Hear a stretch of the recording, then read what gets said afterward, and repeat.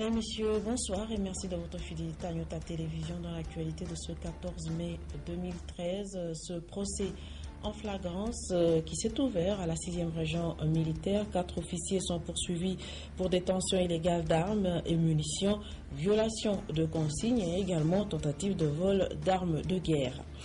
Le gouverneur de province a remis des véhicules de travail aux bourgmestres de communes des villes de Likassi et également de Kolwezi. Un compte rendu de cette cérémonie dans cette édition d'information. Nous parlerons également santé avec la célébration de la journée mondiale de lutte contre l'hypertension. Le respect d'un bon régime alimentaire est un des moyens pour éviter cette maladie.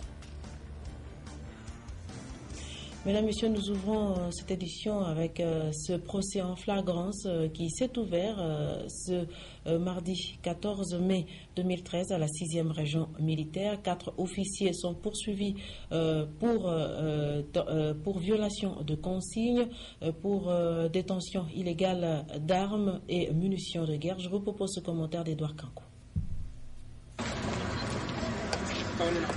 Perte d'armes, détention illégale d'armes et munitions, tentative de vol des munitions de guerre et violation des consignes.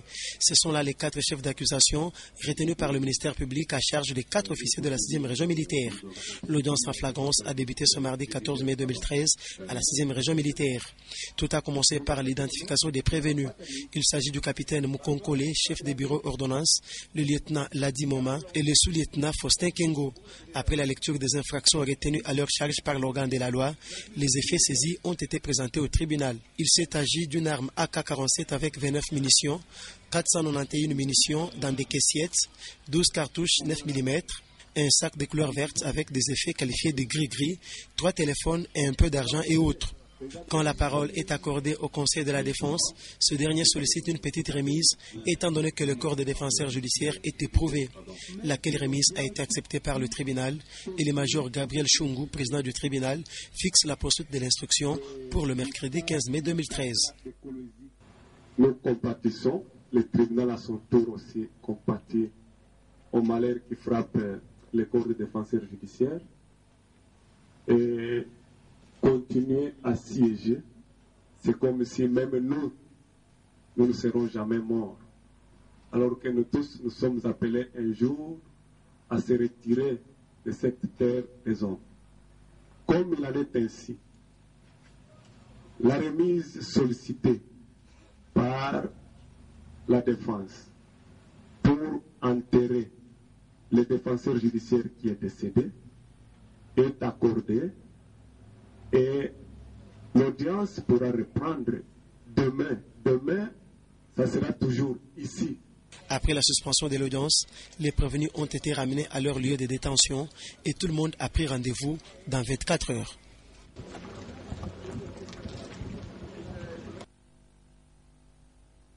Et comme cela a été il y a quelques années, le gouverneur de province a remis des véhicules de travail aux bourgmestres de toutes les communes de ville de Likassi et Kolwezi. Un compte rendu dans ce reportage de Nono Landou et Stéphane Chisson. La logique d'une administration de proximité se poursuit au Katanga avec cette fois la remise à tous les bourgmestres des villes de Likassi et Kolwezi de véhicules de service tout-terrain et neufs.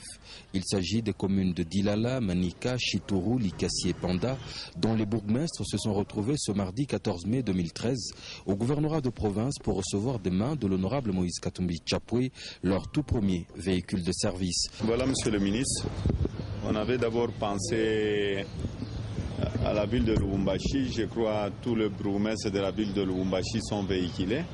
Et maintenant, c'est le tour de bourgmestres de Kolwezi et Likassi. Et nous allons aussi aller prochainement dans de nouvelles villes. Voilà un peu. Il y a, je crois, au total 6 camionnettes.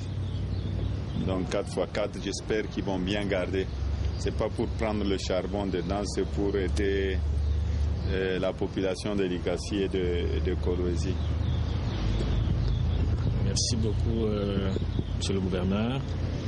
Je voudrais, au nom des maires de Likassi et de Kolwezi et au nom de tous les bourgmestres, vous remercier sincèrement pour ce geste paternel parce que vous avez toujours à l'esprit l'amélioration des conditions de travail de vos collaborateurs Je suis flatté qu'après la ville de Lubumbashi, vous ayez pensé aux villes de Kolwezi et de Likasi, et demain aux nouvelles villes qui sont en voie de création.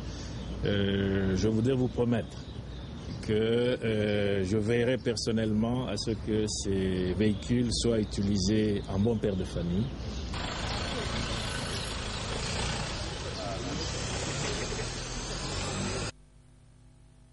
Alexandre Loubatambo, l'actuel ministre national de la Défense, a été reçu ce mardi 14 mai par le gouverneur de province. Je vous propose le contenu de leur entretien dans ce reportage de Nonolan de Stéphane Chisson. Je ne suis pas venu pour Lubumbashi, je suis venu pour les centres d'instruction. Il y a des recrues, nous sommes dans un programme de réforme. Et dans ce programme de réforme, nous devons rajeunir l'armée, donc nous recrutons énormément. Et il y a des situations de santé et d'autres qui se posent dans les centres d'instruction. C'est ça qu'on vient voir pour essayer d'améliorer ces conditions. Et une autre audience qu'a accordée le gouverneur de province, c'est celle accordée à l'administrateur adjoint de l'USAID pour le bureau de l'éducation, l'environnement et la croissance économique.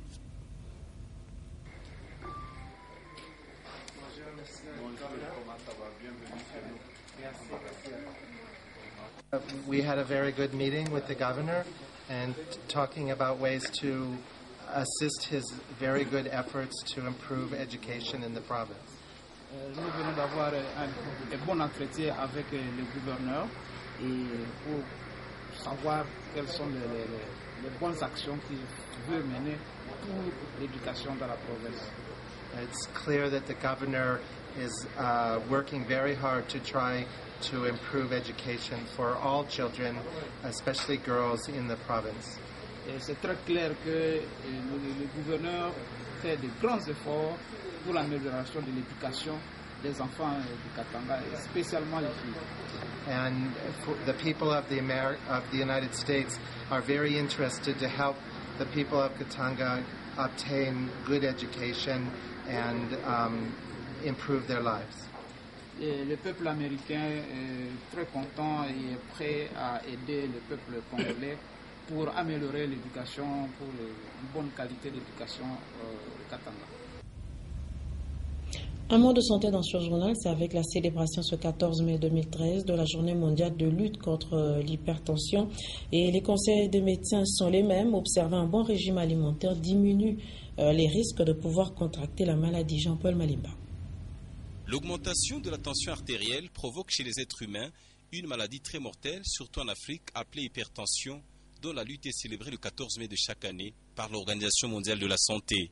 Cette année, l'accent est placé sur les causes et les modes de prévention contre l'hypertension artérielle qui est causée par l'excès de consommation de sel, l'obésité, le stress, la consommation abusive de l'alcool et du tabac, ainsi que les facteurs héréditaires. Si vous êtes dans une famille où il y a des hypertendus, d'éviter de consommer les sels de cuisine.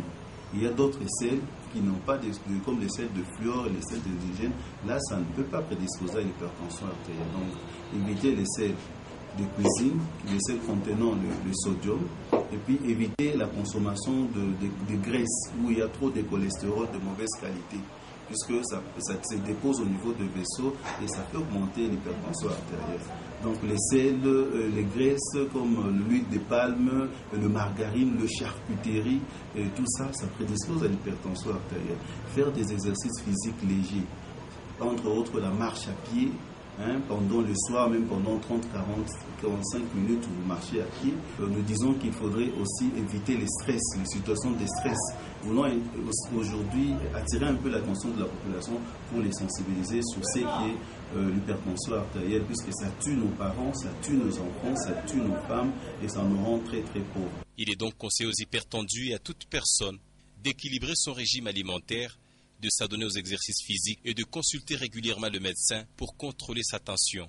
En Afrique, précisément en République démocratique du Congo, ici à Lubumbashi, plusieurs personnes souffrent de l'hypertension ou de l'hypotension sans le savoir, ce qui est à la base des cas de crises cardiaques et des morts subites, d'où la nécessité, précise le docteur, de vérifier sa tension régulièrement. La modernisation du village Kassangiri demeure un défi pour le gouvernement provincial qui envisage de construire plus ou moins 700 maisons sur le long de la voie principale de ce village. Une annonce faite par Juvenal Kitunga, ministre provincial des infrastructures, qui a inspecté justement ce site choisi. Bientôt, le gouvernement provincial du Katanga va ériger à hauteur du village Kassangiri plus ou moins 700 maisons. Et à ce sujet, la route principale est déjà tracée. C'est pour cette raison que le ministre provincial des infrastructures Juvenal Kitunga Luguma s'est rendu inspecter la concession au village Kassangiri même, où seront érigées ces maisons. Il y a eu beaucoup de manifestations au niveau de Kassangiri, parce qu'on considérait qu'on était en train de chercher à spolier leur terrain. Et le gouvernement provincial, dans le cadre de la modernisation des infrastructures, avait prévu cet espace pour qu'on puisse construire un nouvel aéroport, c'est-à-dire moderne, pouvant recevoir de gros porteurs. Alors dans ce cadre-là, on avait demandé aux villageois de Kassangiri qui étaient dans cette concession de pouvoir se délocaliser afin de permettre effectivement, c'est-à-dire à la RVA, de finaliser son projet. Bon, alors, pour le moment, dans le cadre de la délocalisation, nous sommes venus implanter un petit lotissement ici. C'est un lotissement de plus ou moins 700 parcelles. Et ce lotissement, normalement, va servir effectivement à pouvoir donner des parcelles suffisamment assainies à la population. Avec la concrétisation de ce grand projet, le gouvernement provincial du Katanga compte ainsi moderniser la partie périphérique de la ville de Lubumbashi pour s'inscrire dans l'idée de la révolution de la modernité telle que prônée par le chef de l'État congolais, Joseph Kabila Kabange. Mesdames et messieurs, récemment, une équipe mobile de Shalina Eye Clinic a visité la cité de Tshisenda et sur place, plusieurs malades souffrant de maux d'yeux ont été consultés et soignés. Shalina Eye Clinic s'est décidé de toucher tous les coins du Katanga pour donner des soins d'yeux, surtout en cette période de saison sèche où la poussière se disperse partout. C'est dans cette optique que ces ophtalmologues se sont rendus dans le territoire de Sakanya, plus précisément à Tshisenda, afin d'administrer ces soins. Sur place, 65 patients ont été consultés gratuitement par les ophtalmologues de Shalina, motif de satisfaction pour les bénéficiaires.